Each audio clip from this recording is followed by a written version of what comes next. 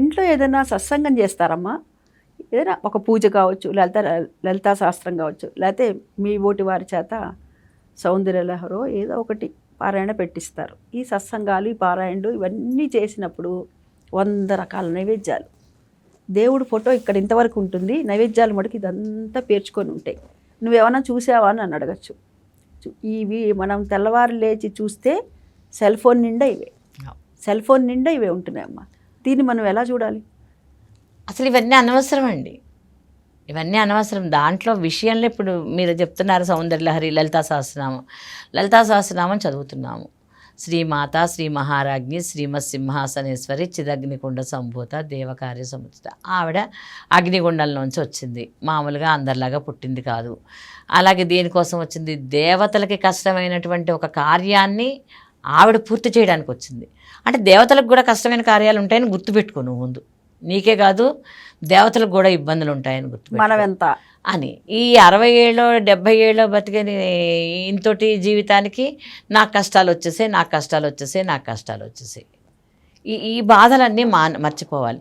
ఆ అమ్మవారిని ఆ చిదగ్నికుండంలోంచి వచ్చినట్లుగాను, చక్కగా దేవతలందరూ ఆవిడ్ని అభ్యర్థిస్తున్నట్టుగాను, ఈ భండాసురుణ్ణి ఎలాగ వీడి బాధల నుంచి ఎలా బయటపడాలని ఆలోచిస్తున్నట్టు, అవన్నీ దేవి భాగవతంలో విషయాలన్నీ గుర్తు తెచ్చుకుంటూ లలితా సహస్రనామం ఎంతమంది చదువుతున్నారు చెప్పండి?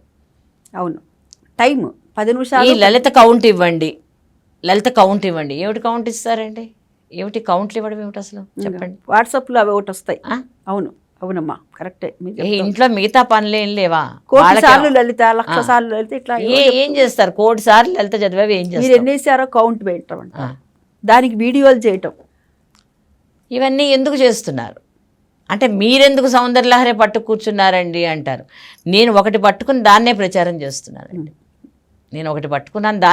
చేస్తున్నానండి. శంకర్ల స్తోత్రాలన్నీ ప్రచారం చేస్తున్నాను. అలాంటి రామానుజులవి నేనేం వదిలేయలేదండి. మేమేం చేస్తామంటే మార్గశిర మాసం నెల్లాళ్ళు భాగవతం పారాయణం చేస్తాం. ఈ మార్గశిర మాసం నుంచి మళ్ళీ మార్గశిర మాసం వరకు ఆపకుండా అష్టాక్షరి మంత్రాన్ని చేస్తామండి, జపం. సత్సంగ సభ్యులందరూ కూడాను అక్షర లక్షలు చేయాలి అని చెప్పేసి ఒక నియమం పెట్టుకుని దాన్ని జపం చేస్తూ ఉంటాం, ఇన్ని మాలలు అని చెప్పేసి.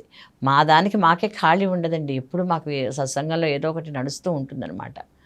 ఆ విధంగా చేసుకుంటూ ఒకటి ఇంతమందిని ఒక తాటి మీదకి తీసుకొచ్చి అందరూ అడ్మిన్స్ సహాయంతో వాళ్ళందరూ కూడా దీన్ని చాలా సక్రమంగా అందరికీ పాస్ ఆన్ చేస్తారనమాట.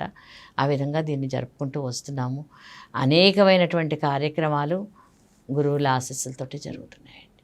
ఎప్పుడు పాయసాన్న ప్రియా ఏ నమః అని ఉంది కదా, మరి అమ్మవారికి ఇంత పాయసం పెడితే చాలదా? భక్తిగా ఒక పుష్పం పెడితే సరిపోదా? భక్తి అనే పుష్పాన్ని ఇస్తే సరిపోదా? అంటే ఇక్కడ మళ్ళీ వాళ్ళు ఏం ఆలోచిస్తారంటే పత్రం పుష్పం ఫలంతో ఏమన్నారు, భక్త ప్రయచ్చతే. ఇక పత్రం అన్నారు కనుక మారేడు దళాలు గుట్టలు తీసుకురావడం, అవన్నీ తొక్కేయడం, వాటి నిండా పురుగులు ఏవి ఉన్నాయో చూసుకోకపోవడం, పట్టుకెళ్ళడం, ఆ రొట్ట దేవుడి మీద శివుడి మీద పెట్టేసేయడం. నీకు ఎందుకు అవి? చక్కగా ఒక్క మారేడు దళం ఎలాగా నీ మనస్సు అనేటటువంటి దాన్ని పవిత్రంగా ఉంచుకుని పుష్పంలాగా వికసింప చేసుకుని పత్రం పుష్పం ఫలంతో మనసుని వికసింపచేయి. త్రిగుణాలు ఎక్కడ నీకు భగవంతుని గురించి పూర్తిగా మనస్ఫూర్తిగా సంతోషాన్ని కలగజేసి నీ కళ్ళ వెంబట ధారల్లాగా రావాలి, ఐక్యమైపోవాలి. సారూప్యం సామీప్యం సాయుధ్యం చెప్పారు కదా, చెప్పినట్లుగా నువ్వు ఐక్యమైపోయినట్లయితే ఆ భగవంతుడి గురించినటువంటి ధారలు నువ్వు అభిషేకం చేయి. ఎక్కడ వస్తున్నాయి ఇప్పుడు? ఏడుపులే లేవు ప్రపంచంలో. మనుషులు వెళ్ళిపోయినా కూడా ఎవరు ఏడ్చేవాళ్ళు కూడా లేరు, కనీసం కబుర్లు చెప్పుకుంటున్నారు. అది అందుకోసం అని చెప్పేసి నీకు పవిత్రమైనటువంటి ఆ మనసుని జాగ్రత్తగా అట్టే పెట్టుకుని నువ్వు దాన్ని భగవంతుడికి అంకితంగా చేయవయ్యా అని చెప్తే ఈ ఆర్భాటాలు. ఇంకా మా సౌందర్యలహరి పారాయణకి ఇంటి ముందు షామ్యానాలు కూడా వేసేవారు, ఇదివరకు అవన్నీ మాన్పించేశారు.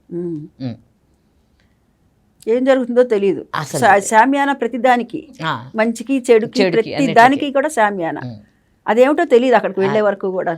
ఇది భక్తి ఉండొచ్చు కానివ్వండి, ఈ వెర్రి భక్తి పనికిరాదు. ఈ వెర్రి భక్తి నుంచి నువ్వు సాధించగలిగింది ఏదీ లేదు.